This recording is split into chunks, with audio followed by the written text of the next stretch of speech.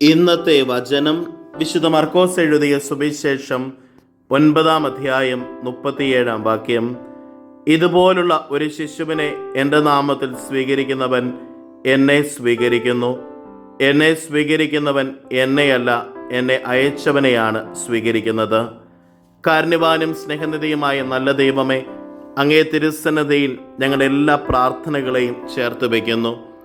ഈശോനാഥ, ഞങ്ങളുടെ അനുദിന ജീവിതത്തിൽ ശിശുവിനെ പോലെ എളിമപ്പെടുവാനും ശിശുവിനെ പോലെ നൈർമല്യത്തോടു കൂടെ ജീവിക്കുവാനും ശിശുവിനെ പോലെ അനുനിമിഷം അങ്ങിൽ ആശ്രയിക്കുവാനും കൃപയും അനുഗ്രഹവും നൽകണമേ.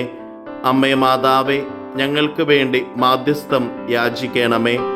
നമ്മുടെ കർത്താവ് ഈശോ മിശിഹായുടെ കൃപയും പിതാവായ ദൈവത്തിൻ്റെ സ്നേഹവും പരിശുദ്ധാത്മാവിൻ്റെ സഹവാസവും നാം എല്ലാവരോടും കൂടെ ഉണ്ടായിരിക്കട്ടെ, ഇപ്പോഴും എപ്പോഴും എന്നേക്കും. ആമേൻ. ഇന്നത്തെ നിയോഗം എളിമയെന്ന പുണ്യത്താൽ നിറയപ്പെടുവാനായി പ്രാർത്ഥിക്കാം.